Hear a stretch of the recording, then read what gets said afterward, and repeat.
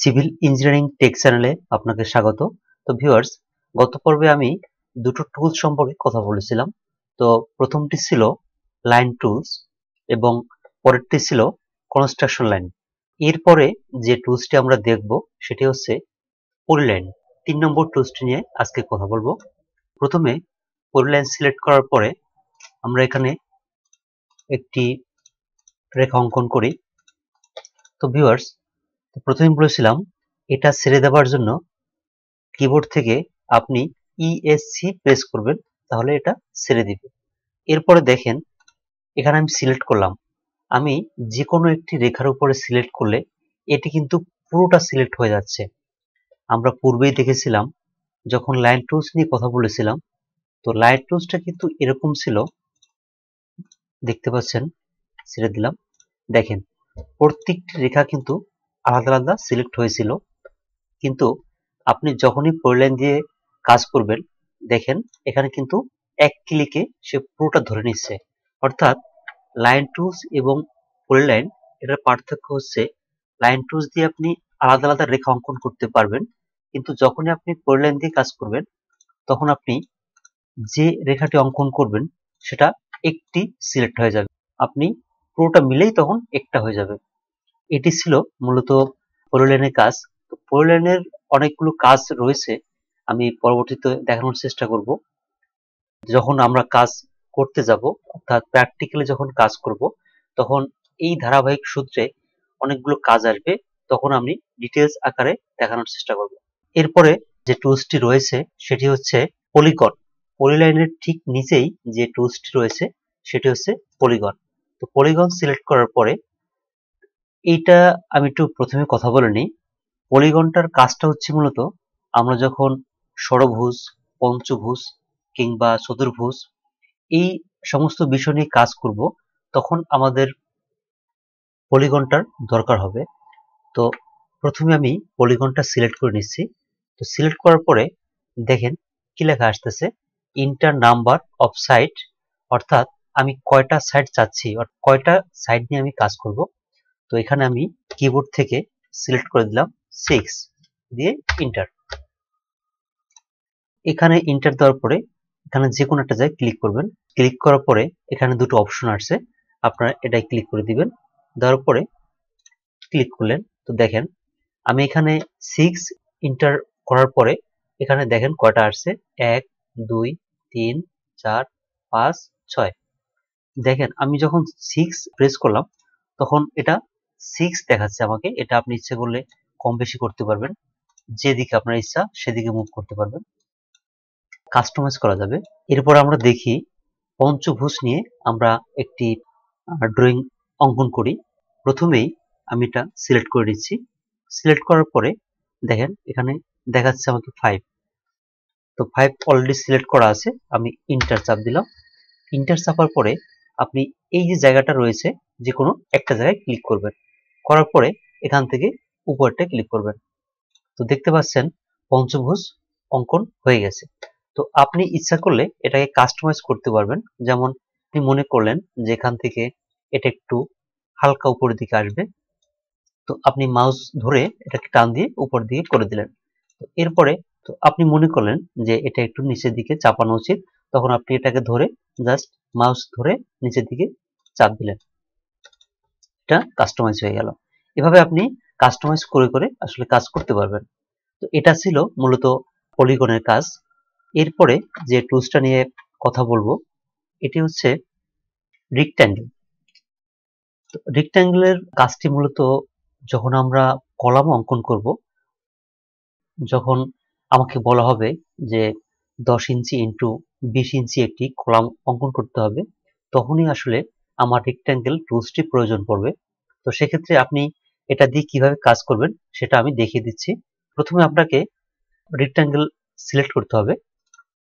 Select করার পরে দেখতে পাচ্ছেন এখানে বলতেছে specify first corner point or, এটা লেখা আসতেছে। তো আপনি এই যে ব্ল্যাক অংশটা দেখতে পাচ্ছেন, যে কোনো একটা জায়গায় ক্লিক করলেন। তো এখানটা সেই পাশে দেখেন, কিন্তু আমি কিন্তু ইন্ডিকেট করে দেইনি যে আসলে কত ইঞ্চি বাই কত ইঞ্চি হবে। তো এখন আমাকে ইন্ডিকেট করে দিতে হবে যে আসলে কত ইঞ্চি বাই কত ইঞ্চি আমি কলমের সাইজটা চাচ্ছি। তো দেখতে পাচ্ছেন এখানে নীল শেপ আকারের একটা লেখা আসতেছে, মূলত এখানে আমাকে সিলেক্ট করে দিতে হবে। তো আমি কিবোর্ড থেকে লিখে দিলাম সাপোজ 15 শিফট ধরে ইঞ্চি। তো ইঞ্চিতে দেওয়ার পরে আপনারা যেটা করবেন ইন্টার প্রেস করবেন। ইন্টার প্রেস করার পরে কিবোর্ড থেকে কমা যে অপশনটা রয়েছে সেটিতে ক্লিক করবেন। এরপরে আপনারা ইন্টার চাপ দিবেন না। এরপরে যেটা করবেন, আমি চাচ্ছি 15 ইঞ্চি ইন্টু 20 ইঞ্চি। এরপর আমি লিখব 20 শিফট চেপে ধরে ইঞ্চি দিয়ে ইন্টার। ইন্টার দেওয়ার পরে নেক্সট কমাতে ক্লিক করবেন। এরপর আপনি ইন্টার ক্লিক করবেন। তো ইন্টার ক্লিক করার পর দেখতে পাচ্ছেন এখানে আমার কলামটি চলে এসছে। তো আমরা একটু দেখি যে আসলে 15 ইঞ্চি ইন্টু 20 ইঞ্চি আমরা যে কলামটি নিলাম এটি আসলে ঠিক হয়েছে কিনা। তো মেজারমেন্ট দিয়ে আমরা সেটাই দেখব। এটা করতে হলে আমাকে লিনিয়ার টুল সিলেক্ট করতে হবে। এটা দিয়ে মূলত মেজারমেন্টটা দেখতে পারবো। তো আমি মেজারমেন্ট দেখার জন্য লিনিয়ার টুল সিলেক্ট করলাম। সিলেক্ট করার পরে দেখেন এখানে আমার সিলেক্ট। তো এদিকে আমি নিয়েছিলাম 15 ইঞ্চি অর্থাৎ 1 ফিট 3 ইঞ্চি। তো এদিকে আমার ঠিক আছে। এখন আমি দেখব অপর পাশ ঠিক আছে কিনা। আবার লিনিয়ার টুলস নিয়ে দুই প্রান্তে সিলেক্ট করে দিলাম। তো এখানে আসতেছে 1 ফিট 8 ইঞ্চি অর্থাৎ আমি 20 ইঞ্চি সিলেক্ট করেছিলাম। তো 15 ইঞ্চি ইন্টু 20 ইঞ্চি দেখতে পাচ্ছেন, এটা হচ্ছে আমার কলাম। এইভাবে আপনারা রেক্ট্যাঙ্গেল টুলসটি দিয়ে কলাম, ভীম যে কোনো কিছু অঙ্কন করতে পারবেন। এছাড়াও রেক্ট্যাঙ্গেলের বেশ কিছু কাজ রয়েছে।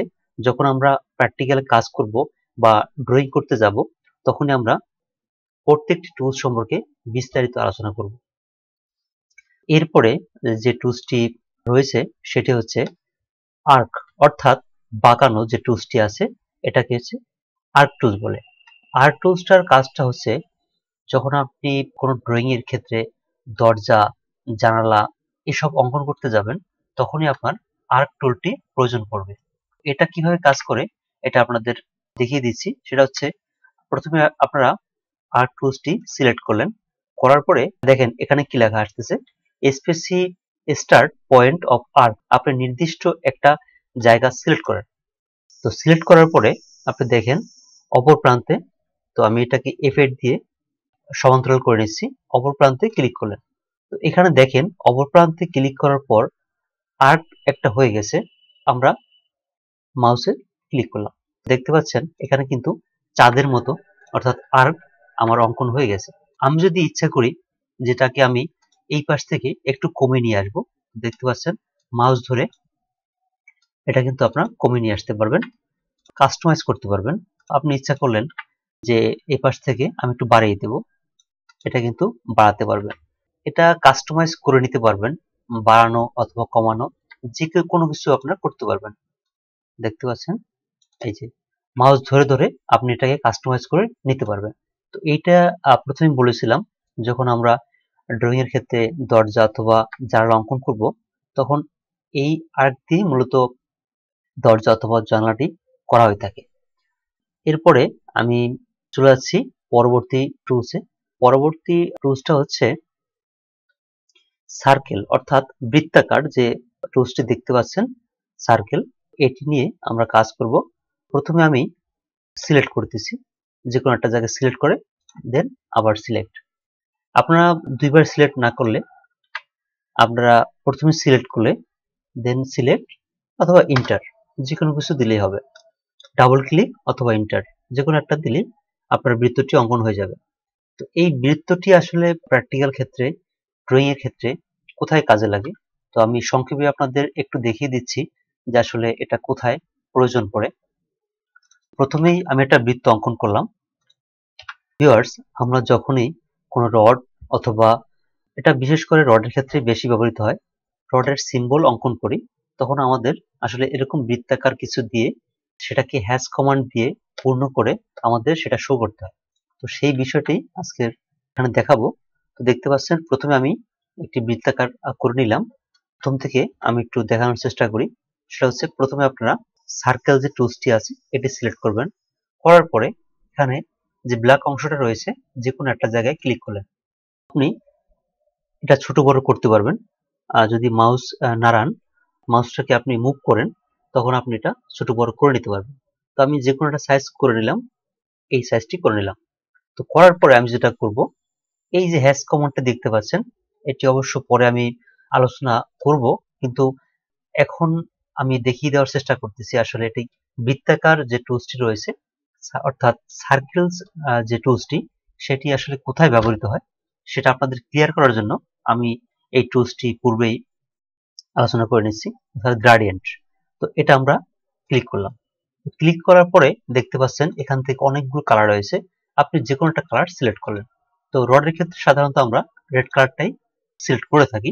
তো এটা সিলেক্ট করার পরে জাস্ট ওকেতে ক্লিক করে দিন।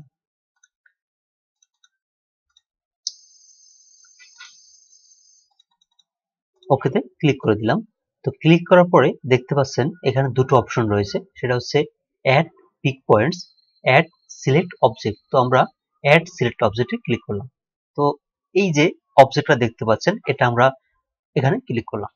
করার পরে জাস্ট ইন্টার, ডাবল ইন্টার, দেখতে পাচ্ছেন এটা আমরা কিন্তু হ্যাশ কমান্ড নিয়ে এটা কলামের যে একটা স্যাম্পল, এটা কিন্তু তৈরি হয়েছে।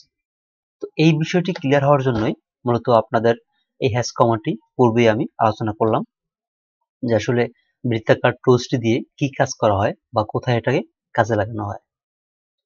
এরপরে যে টুলসটি নিয়ে কথা বলবো সেটি হচ্ছে রিভিশন ক্লাউড। রিভিশন ক্লাউডের কাজটা মূলত খুবই কম। এটা আপনি মাউস মুভ করলে দেখতে পাচ্ছেন মেঘাকৃতির অথবা মেঘ যেরকম থাকে সেরকম অঙ্কন হয়ে গেছে। তো এটা মূলত বেশি প্রয়োজন বা বেশি কাজ থাকে না। এরপরে যেটা রয়েছে স্প্লাইন, এটার কাজ মূলত এভাবে আঁকাবাঁকা লাইন অঙ্কন করা, এটারও প্রয়োজন তেমন একটা পড়ে না। তো এরপরে যে টুলসটি নিয়ে কথা বলবো এটা হচ্ছে ইলিপস। এটার বিশেষ প্রয়োজন রয়েছে। ইলিপস কিভাবে কাজ করে সেটি দেখানোর চেষ্টা করতেছি। প্রথমেই আমি যেটা করব, ইলিপস টুলসটা সিলেক্ট করব। তো সিলেক্ট করার পরে এই যে ব্ল্যাক অংশটা রয়েছে, আমি যে কোনো একটা জায়গায় ক্লিক করলাম। এটাকে F8 দিয়ে আমি মুভ করে নিলাম। তো দেখতে পাচ্ছেন এরপরে ক্লিক করলে এটা শেপ আসতেছে। দেখেন ভিউয়ার্স, ইলিপস এবং সার্কেল এই দুটোর পার্থক্যটা কি আসলে। সার্কেল যখন আমরা সিলেক্ট করেছিলাম, এটা কিন্তু সার্কেল অর্থাৎ বৃত্তাকার সব দিকেই আমার সমান শেপে চলে আসছিল, কিন্তু আমি যখনই ইলিপসকে ক্লিক করব তখন কিন্তু আমার সমান শেপে বা বৃত্তাকার শেপ আসবে না। এটা একদিকে আপনি যেদিকে মুভ করবেন সেদিকে লম্বা হবে, অর্থাৎ আপনি এটাকে মুভ করে করে আপনার যে নির্ধারিত বা কাঙ্ক্ষিত যে শেপটি রয়েছে সেটিতে আপনার নিয়ে আসতে পারবেন। তো দেখতে পাচ্ছেন এখান থেকে কিন্তু আপনি ইচ্ছে করলে বাড়াতে কমাতে পারবেন। তো মনে করলেন যে এদিকে আমার একটু বাড়ানো দরকার, তো আপনি ধরে এটাকে মুভ করলে টান দিলে এটা বেড়ে যাবে। তো আপনি এখন ইচ্ছে করলেন যে এদিকে আমার একটু কমানো দরকার, দেখতে পাচ্ছেন এখান থেকে মাউস ধরে আপনি কমিয়ে দিলেন। এটাই মূলত সার্কেল এবং ইলিপসের ভিতর পার্থক্য। তো আরেকটি বিষয় রয়েছে, সেটি আপনাদের একটু দেখাচ্ছি। সেটা হচ্ছে সার্কেল আপনি কিভাবে বা কতটুকু নেবেন। আপনি মনে করলেন যে আমার একটা 10 ইঞ্চি সার্কেল দরকার বা 15 ইঞ্চি সার্কেল দরকার, তো সেটা কিভাবে নেবেন সেটা আমি দেখিয়ে দিচ্ছি। তো প্রথমে আপনি সার্কেলটা ক্লিক করলেন, করার পরে দেখেন এই যে ব্ল্যাক অংশটা রয়েছে আমি ক্লিক করলাম। এখানে দেখেন আমাকে কিন্তু ইন্ডিকেট করে এখনো দেওয়া হয়নি যে আসলে কত ইঞ্চির সার্কেলটা হবে। তো এখন আমি সেটা সিলেক্ট করে দেব। তো দেখতে পাচ্ছেন নিচে লেখা আছে স্পেসি রেডিয়াস অফ সার্কেল, মানে কত রেডিয়াসে আমি সার্কেলটা নিতে যাচ্ছি। তো আমি সাপোজ সিলেক্ট করে দিলাম 10, শিফট দিয়ে ইঞ্চি, ইন্টার। দেখতে পাচ্ছেন এখন কিন্তু আমার এটা 10 ইঞ্চি একটা সার্কেল তৈরি হয়ে গেছে। এটা আমি কিভাবে দেখবো আসলে যে আসলে আমার সার্কেলটা 10 ইঞ্চি সার্কেল হয়েছে। এটা দেখার জন্য আমাকে চলে যেতে হবে এই যে দেখতে পাচ্ছেন রেডিয়াস অপশনটা, এখানে এটা আমি ক্লিক করে দিলাম। দেন এটা আমি এখানে যে কোনো এক সাইডে ক্লিক করলাম, দেখতে পাচ্ছেন আর আর মানে হচ্ছে রেডিয়াস এবং সামনে লেখা আছে 10। তো আমি এটাকে 10 ইঞ্চি নিয়েছিলাম, যার কারণে এখানে 10 ইঞ্চি শো করতেছে। এইভাবে আপনারা আপনাদের কাঙ্ক্ষিত বা যে রেডিয়াসটি প্রয়োজন পড়বে এখানে সিলেক্ট করে আপনারা সেই রেডিয়াসটি নিতে পারবেন। তো ভিউয়ার্স, আজকের এ পর্যন্তই। দেখা হবে পরবর্তী পার্টে। পরবর্তী পার্টে যে টুলস গুলো রয়েছে এই বাম পাশটাতে আমি এর প্রত্যেকটা টুলস সম্পর্কে আলোচনা করব এবং টুলস সম্পর্কে আলোচনা হয়ে গেলে এরপরে আসব প্রত্যেকটি ফোল্ডারে, অর্থাৎ উপরে যে টুলস গুলো ফাংশন গুলো দেখতে পাচ্ছেন এর প্রত্যেকটা নিয়ে আমি কথা বলবো। তারপরেই মূলত আমরা ড্রয়িং শুরু করব। আপনি যখন ড্রয়িং শুরু করতে যাবেন তার পূর্বে আপনাকে অবশ্যই টুলস সম্পর্কে জানতে হবে যে কোন টুলসের আসলে কি কাজ। এই টুলসের কাজ যদি আপনি না জানেন না বা না বুঝতে পারেন, আপনি কিন্তু সঠিক ওয়েতে ড্রয়িং করতে পারবেন না। কারণ তখন আপনি চিন্তা করবেন যে কোনটা দিয়ে কি কাজ হয়। আপনি তো জানলেন না যে আসলে কোন টুলসটি দিয়ে কি কাজ করা হয়, আপনি ড্রয়িং কিভাবে করবেন। তো এই জন্যই মূলত পার্ট আকারে আপনাদের প্রথম থেকে দেখানোর চেষ্টা করতেছি যে কোন টুলসের আসলে কি কাজ।